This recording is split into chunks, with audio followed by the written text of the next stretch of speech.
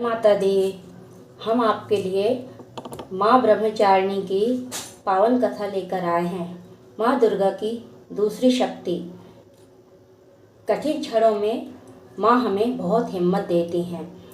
माँ दुर्गा की 9 शक्ति का दूसरा स्वरूप ब्रह्मचारिणी का है। यहाँ ब्रह्मा का अर्थ तपस्या से है। माँ दुर्गा का यह स्वरूप भक्तों और सिद्धों को अनंत फल देने वाला है। इनकी उपासना से तप, त्याग, वैराग्य, सदाचार और संयम की वृद्धि होती है। ब्रह्मचारिणी का अर्थ तप की चारिणी यानी तप का आचरण करने वाली देवी का यह रूप पूर्ण, ज्योतिर्मय और अत्यंत भव्य है। इस देवी के दाएं हाथ में जप की माला है और बाएं हाथ में यह कमंडल धारणी है। पूर्व जन्म में इस देवी ने हिमालय के घर पुत्री रूप में जन्म लिया था और नारद जी के उपदेश से भगवान शंकर को पति रूप में प्राप्त करने के लिए घोर तपस्या की थी। इस कठिन तपस्या के कारण इन्हें ब्रह्मचारिणी नाम से अभिहित किया गया है। 1000 वर्ष तक इन्होंने केवल फल फूल खाकर बिताए और 100 वर्षों तक केवल जमीन पर रहकर शाक पर निर्वाह किया। कुछ दिनों तक कठिन उपवास रखे और खुले आकाश के नीचे वर्षा और धूप के घोर कष्ट सहे।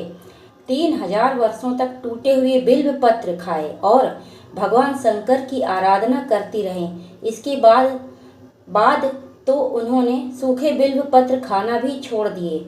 इस कई हजार वर्षों तक निर्जल और निराहार रहकर तपस्या करती रहीं। पत्तों को खाना छोड़ देने के कारण ही इनका नाम अर्पणा पड़ा हुआ है। कठिन तपस्या के कारण देवी का शरीर एकदम क्षीण हो गया।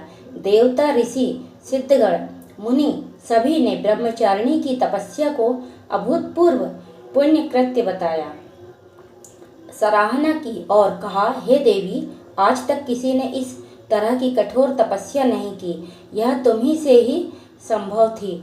तुम्हारी मनोकामना परिपूर्ण होगी और भगवान चंद्रमौली शिवजी तुम्हें पति रूप में प्राप्त होंगे।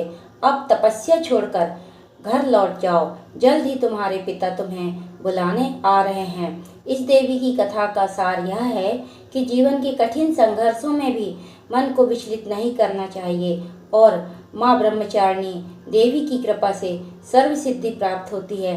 दुर्गा का पूजन के दूसरे दिन देवी के इसी स्वरूप की उपासना की जाती है। हमें माँ की आराधना पूर्ण श्रद्धा और भक्ति से करनी चाहिए। माँ हमें हर समस्या से, हर कठिन मुसीबतों से हमें निवारती है। जय श्री कृष्ण। राधे राधे। जय माता दी।